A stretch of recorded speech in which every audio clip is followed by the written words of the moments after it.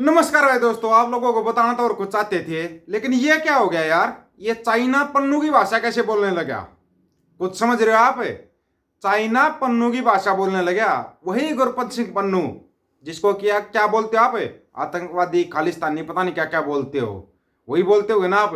वही तो है ना, वो वकील है, अमेरिका के अंदर वकील है। लेकिन वो, ये याद रखना, वो उस जगह पे वकील है जहां से ना तुम्हारा पूरा सब कुछ हैंडल होता है। अगर वो कोई बात बोलता है ना, उसको थोड़ा ध्यान से सुना करो। थोड़ा ध्यान से सुना करो, तब आपकी समझ में आएगा उसने क्या बोल लिया था और हकीकत क्या होती है।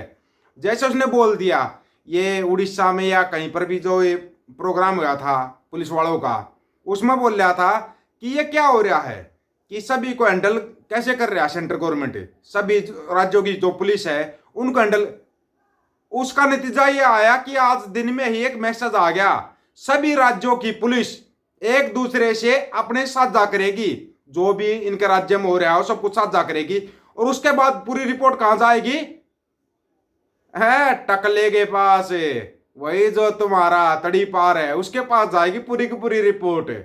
तड़ी पार फिर तय करेगा कौन गुंडा है और कौन सही है। मतलब एक तड़ी पार आदमी बताएगा कौन अच्छा इंसान है और कौन खराब इंसान है, जो कि खुद जिंदगी में पूरी जिंदगी खराब रहा है। यार ये चाइना में तो कमाल ही हो गया यार। चाइना वालों ने पन्नू की भाषा बोलनी शुरू कर दी। ये कमाल कैसे हो गया? ये कमाल ऐसे हो गया क्योंकि ट्रंप है ना, ट्रंप ट्रंप जिसको बोलते हो डॉन टू, वो डॉन टू ने ऐसा झटका दिया तुम्हारे को, उस झटके से तुम जिंदगी भर नहीं उभर पाओगे। जिंदगी भर तुम थोड़ा बहुत उभरते। तुमने क्या था, तुमने साथ लिया कभी रूस का, कभी चीन का, लेकिन सबको दबा दिया अमेरिका ने, सभी को दबा दिया। अच्छा, एक बचा तुम्हारे विश्व गुरु, बचा तुम्हारे पास विश्व गुरु। वो ऐसा विश्व गुरु, ये फलाने धर्म का, ये फलानी जाति का, ये ढिमकानी जाति का वो करने वाला, वो विश्व गुरु। विश्व गुरु इसलिए बोल रहा हूं मैं क्योंकि वो विष फैलाता है। और जो विष फैलाता है ना, एक दिन उसमें फंसता जरूर है वो, एक दिन फंसता जरूर है वो। ये सुनो, ये फंस गया हो तुम्हारा विश्व गुरु।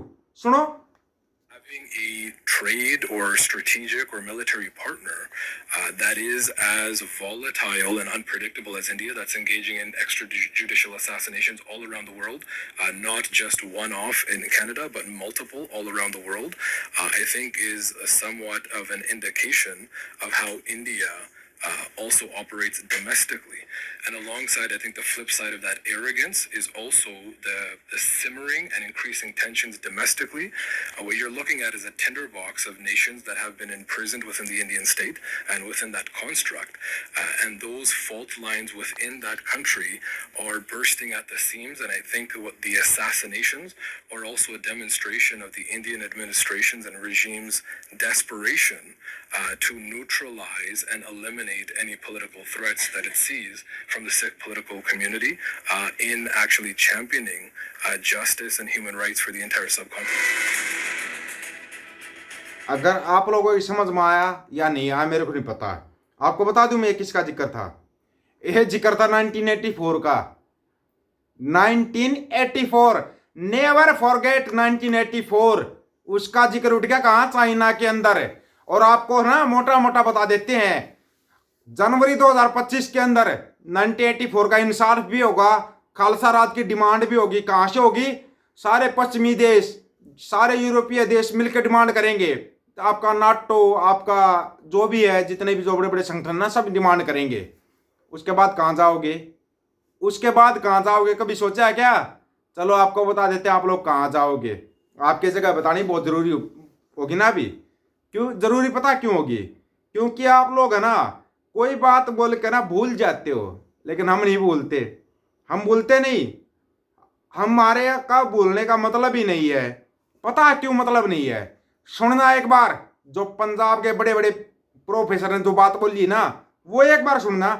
क्या बोलिया? आपकी आंखों से पानी आएगा, पानी, और आप ना सोचने पर मजबूर हो जाओगे। सुनो सुनो।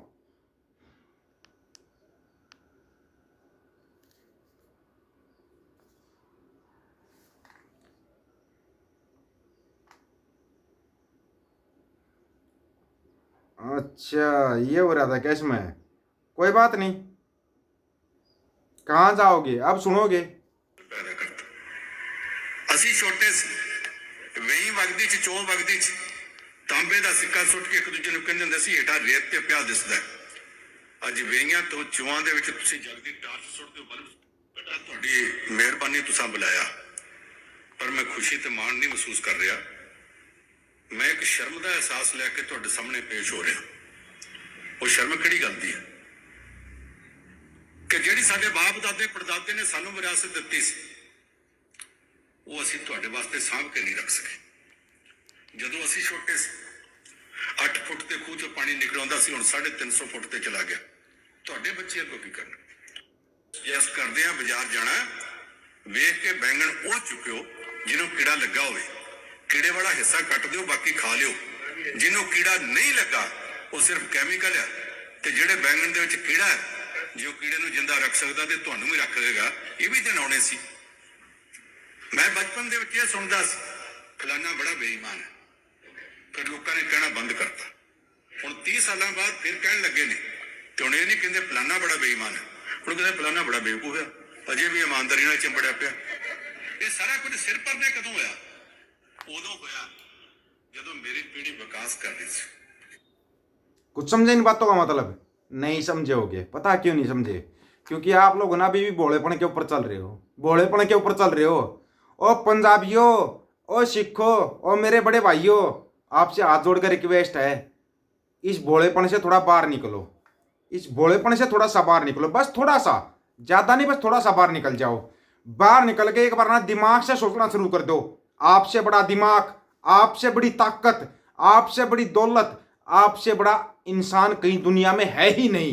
अगर एक सिख सोचने लग जाए तो चाइना आपके साथ है, अमेरिका आपके साथ है, नाटो आपके साथ है, यूएनओ आपके साथ है, फिर आप कहां पे गुम हो? आप पता कहां पे गुम हो? ये फलाना बीटा टीटा मीटा शिट्टा, इनके अंदर घुसे हुए आप। इनसे थोड़ा बाहर निकलो, इनसे थोड़ा बाहर निकलो। और चाइना में जो बात उठी ना, ये बात बहुत दूर तक जाएगी, बहुत दूर तक जाएगी। पता क्यों जाएगी? क्योंकि चाइना ने देख लिया भाई ठीक है, पाकिस्तान का तो नाश हो ही लिया, पाकिस्तान ने अपनी कंपनियां उठाओ और चलो अमेरिका की तरफ। वो अमेरिका की तरफ गए, और एक अपने वाला था, क्या नाम है, फैकुचंद महाराज, रशिया से मिलकर सबसे मिलकर ब्रिक्स बनाएंगे, डी डॉलराइजेशन करेंगे। वो दे दिया डोनाल्ड ट्रंप ने झटका, बोले हेलो ये निखिल गुप्ता हमारे पास है, और ये कुछ मुंह खोल रहा है, ये तेरा नाम ले रहा है, पता नहीं तेरा नाम ले रहा है, तेरे साथी का नाम ले रहा है। बस वहीं पे टाउ टाउ फिश, वहीं पे टाउ टाउ फिश। इनकी यही इतनी ही कहानी है, इतनी सी कहानी है इनकी। इनकी कहानी खत्म हो चुकी है। अपना जमीर जिंदा रखो, सिर्फ अपना जमीर जिंदा। अगर आपका जमीर जिंदा है ना, तो आप बिल्कुल महान इंसान हो। संतों ने कहा था शरीर का मरना मौत नहीं होता, जमीर का मरना मौत होता है। आज तक संतों को याद किया जाता, आज तक सिद्धू मूसेवाला को याद किया जाता, आज तक दीप सिद्धू को याद किया जाता। पता क्यों? क्योंकि उनका जमीर जिंदा था। चाहे दीप सिद्धू हो, आखिरी टाइम पर जब उसका जमीर जिंदा हुआ ना, तब उसने सोचा हो ये तो बात होंद के ऊपर आ गई, होंद के ऊपर आ गई, और फिर बात होंद के ऊपर ही आई हुई है। अगर आज भी आपका जमीर नहीं जिंदा होया ना, तो आपका जमीर जिंदगी भर जिंदा नहीं हो पाएगा। ये गारंटी अपनी है, ये गारंटी अपनी है, याद रखना इस गारंटी को। ये मत समझना ये कहते हैं आपको ये थैंक्स बटन पे भेजो या गूगल पे भेजो, नहीं, लेकिन हमारा जमीर जिंदा रखो। इस बारे में आप लोगों को क्या राय है, अपनी राय रखना दोस्तों, आपकी राय का इंतजार रहेगा। सभी साथियों को राम राम, नमस्कार, आदाब, सत श्री अकाल। वीडियो को ज्यादा से ज्यादा शेयर, चैनल को सब्सक्राइब और बेल आइकन को जरूर दबाना दोस्तों। ऑफिशियल दीपक फौजी यूट्यूब चैनल, बात आखिर सच की करेंगे, हक सच की बात हम करेंगे। वीडियो को शेयर करने की जिम्मेवारी आप लोगों की है। गज के आखो, वाहेगुरु जी का खालसा, वाहेगुरु जी की फतेह।